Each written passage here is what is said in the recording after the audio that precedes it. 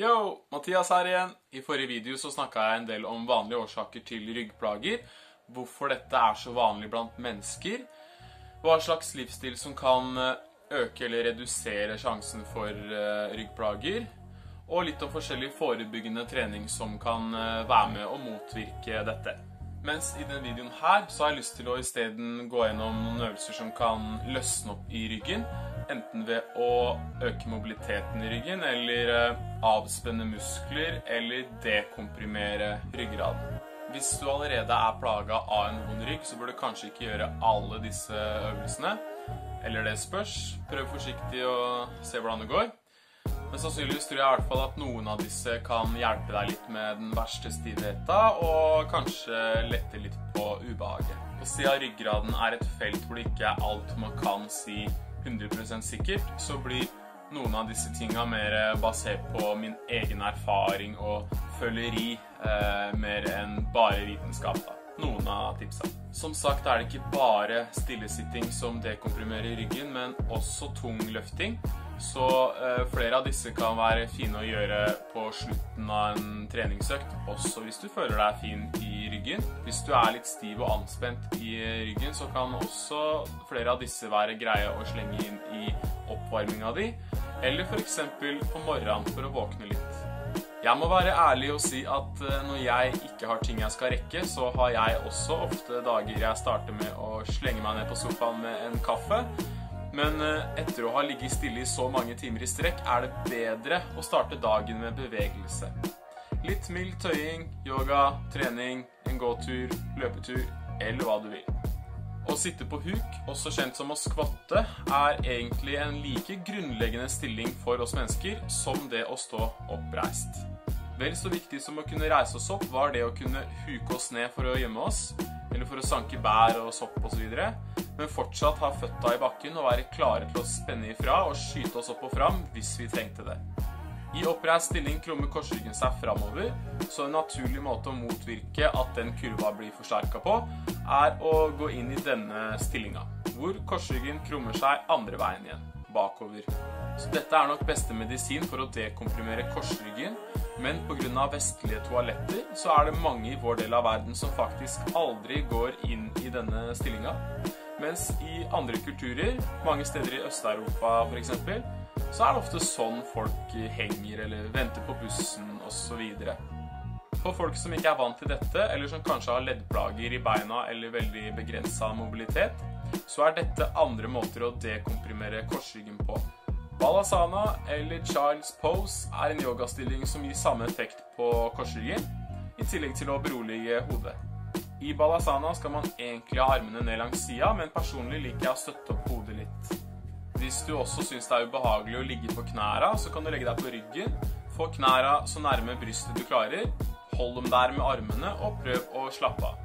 Du må jo jobbe for å holde beina, men prøv å slappe mest mulig av i resten av kroppen, og pust rolig.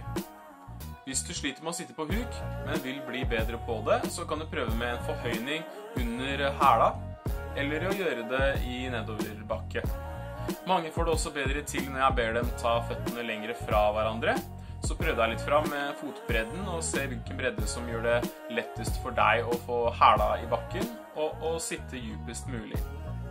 Utover-roter og åpne opp hoftene så godt du kan, bare hjelpe til litt med armene, og sitt så oppreist du klarer med ryggen. Fra denne stillinga kan du begynne å åpne opp resten av ryggen ved å vri deg fra side til side. Utover-roter skulderen og strekk deg så langt opp du kan til hver side. For å gjøre det vanskeligere så kan du ta motsatt albue i bakken. Dette er som sagt for å løsne opp, men litt tilbake til forebygging, så vil jeg anbefale deg å bli bevisst på forskjellen på det å sitte passivt og aktivt. Når vi dekomprimerer ryggen vil vi gå helt ned, men når du tar knebøy for å trene styrke, så vil vi bare gå så langt ned at du fortsatt klarer å holde korsryggen rett. Den bekkenbevegelsen her kalles også butt wink, og den vil vi unngå når vi trener styrke. Ikke like farlig med bare kroppsvekt, men med ekstra vekt må du passe på å holde ryggen rett, ha på buktrykket, pust ut og inn på toppen av bevegelsen og hold pusten gjennom løftet. Når du får bedre mobilitet vil du etter hvert kunne gå lengre ned før korsryggen krummer seg. Er det vanskelig å kjenne når dette skjer, så kan du prøve å gjøre det sidelengs foran et speil, og stå så lenge du klarer i den stillingen for å bli vant til den. Eller å veksle dynamisk mellom aktiv og passiv sitting. Når jeg føler meg ubehagelig komprimert i korsryggen, så pleier jeg å sette meg på huk så lenge jeg orker. Og før jeg reiser meg opp igjen, er jeg veldig nøye på å få på buktrykket. Og før jeg i det hele tatt starter å reise meg opp, så spenner jeg opp og strammer setemusklene alt jeg kan.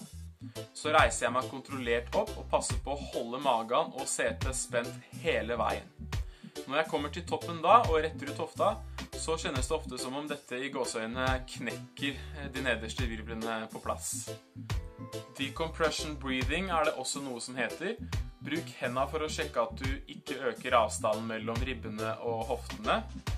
I buktrykk så er det jo utvidelsen rundt livet man prøver å holde mens man holder ribbene inne. Mens her så skal du prøve å løfte opp og blåse opp kassa så mye du klarer. Kjør skuldra og albuene hardt ut til siden og tenk at du presser kroppen utover alle veier, 360 grader. Og så skal du prøve å holde denne utvidelsen. Se om du klarer 1 minutt eller 2. Denne synes jeg også kan hjelpe på muskelkontakta og skru på muskler i overkroppen. Så denne er også fin som oppvarming. Liggende vridning er også effektivt for å løsne opp i resten av ryggen. Få et kne så langt opp til siden du klarer. Hold kneet i gulvet mens du baklengs vrir overkroppen til motsatt side. Når du ikke klarer å vri deg mer, så bør du prøve å slappe av og fokusere på pusten din mens du fortsetter å holde kneet i gulvet. Kjenn at tyngdekrafta trekker skulderen din nærmere gulvet hver gang du puster ut og slapper av. Det går også fint an å gjøre denne øvelsen uten stokk, men da ser jeg oftere at folk kan slite med å skjønne hvordan de skal holde armene, så å ha stokken som referansepunkt kan være greit i starten. Siden dette er en mer passiv fleksibilitetsøvelse, så vil jeg også anbefale deg å vri på kroppen med en mer aktiv mobilitetsvariant. Knestående vridning, for eksempel. Her skal du få skulderen og albuen så høyt du klarer på hver side, uten å følge etter med hofta. Hold litt på toppen mens du puster og prøver å presse albuen lenger opp. Hvis det er vanskelig å gjøre dette uten å bevege på hofta og bekkenet, så kan du låse fast disse ved å sette deg ned, som i den yogastillingen. Hadde jeg hatt perfekt mobilitet, så hadde jeg fått albuen rett opp, sånn at overarmene mine er på linje. Men som dere ser her, har jeg fortsatt bedre ryggmobilitet når jeg vrir meg til høyre, enn når jeg vrir meg til andre siden. Så kanskje jeg blir ferdig med plagene mine i øvre del av ryggen også, hvis jeg klarer å bli litt mer venstrevridd. Jefferson curl er en veldig god øvelse for å dekomprimere ryggen. Start med å stå rett og trekk haka inn. Her vil du rulle hele ryggen fremover fra hodet helt ned til bekkenet, sakte og kontrollert. Prøv å holde hoftene mest mulig i ro, ikke skyt dem bakover, men i stedet få bevegelsen til å komme fra nakken og ryggen. Pass på at du ikke bøyer knæra, men holder de låst, sånn at du også får strekt ut bakside lår. Dette er altså en mobilitetsøvelse for hele baksida av kroppen. Hold knæra strake, prøv å slappe av og puste rolig. Selv merker jeg at jeg klarer å komme lengre ned og djupere inn i strekket hvis jeg først spenner opp setet, som om jeg skulle ha rettet ut hofta uten at jeg faktisk gjør det, for så å slappe av igjen. Når du vil opp igjen, så reverserer du bevegelsen. Start med å spenne opp setet og drei bekkenet bakover, mens du retter deg opp virvel for virvel. Når du får bedre bevegelighet og klarer å ta i bakken, så kan du gjøre det vanskeligere ved å stå på en forhøyning. Du kan også bruke litt ekstra vekt for å dekomprimere enda mer. Her er det ikke om å gjøre å løfte tyngst mulig, men bare å få litt ekstra drahjelp. Så start med en lett vekt du kontrollert kan bremse ned foran deg, og øk veldig gradvis. En annen grunnleggende stilling for oss primater er det å henge, som også er en veldig fin måte å trene grepsstyrken på. I tillegg til å prøve deg fram med forskjellige grepsbredder, så bør du også her bli bevisst på forskjellen på å henge med aktiv eller passiv skulder. Hvis vi bare henger for å trene grepet og strekke ut til slutten av økta, da er det greit å henge med passiv skulder. I så fall vil du også prøve å slappe av så godt du kan i resten av kroppen, og la hodet bli dratt ned fremover. Er det for tungt å henge fritt, så kan du gjøre det samme på en lavere stang med føtta i bakken. Denne varianten er nok best på dekomprimering. Hvis du derimot heller ønsker å styrke ryggen og jobbe med å rette deg opp og fikse kroppsholdninga di, så bør du heller henge mer med aktiv skulder. Altså at du trekker skulderbladene ned og holder de der. Dette er skulderstillinga som er optimal for alt annet vi gjør når vi henger. Eventuelt så kan du gjøre scapula pull-ups, som er å veksle dynamisk mellom disse. Eller start med å henge aktivt så lenge du klarer, og så fortsett å henge passivt hvis grepet holder ut lengre enn ryggen.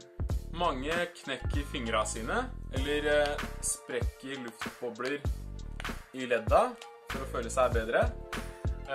Og ingen forskning viser at dette er farlig. Og jeg føler meg også bedre og mindre komprimert i ryggen etter å ha sprekt luftboblene der.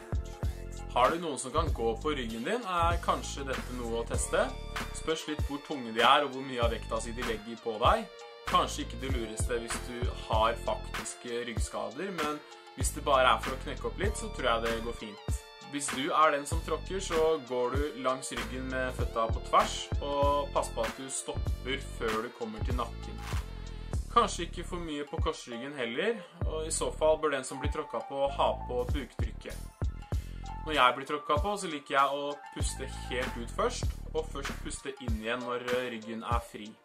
Har du ingen til å tråkke på deg, så kan du også sprekke luftbobler med å rulle deg opp og ned med en foam roller. Det gir meg ofte noen knekk. Men det foam roller er best på, er å løsne opp i muskulære anspentheter. Og i så fall må du bruke den litt annerledes. Da vil du rulle så sakte du klarer. Når du kommer til vonde steder i ryggen, vil du passe på å legge press på disse stedene, mens du samtidig puster rolig og prøver å slappe av. Når vi opplever smerte, så blir vi fort anspente, strammer til i forskjellige steder i kroppen og holder pusten. Så her er det stikk motsatte du vil prøve å gjøre. Kjenn på smertene mens du prøver å slappe av. Men er du redd for å overekstendere ryggen, så kan du ha på magen. Du kan også teste å skru magen på lav eller andre muskler og kjenne etter hva som skjer og om det er ting som slipper opp her og der. Det viktigste er som sagt å huske på å puste, ta seg god tid, og særlig på de punktene det gjør ekstra vondt. Så det var noen tips for å løsne opp i ryggen.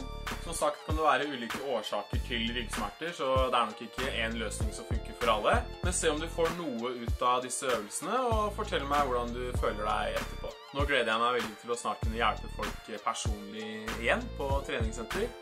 1-til-1, 2-til-1 eller i små grupper. Så ta kontakt hvis det er noe du er interessert i. Husk å like, abonnere og trykke på notifikasjonsbjella ved siden av, så ses vi videre.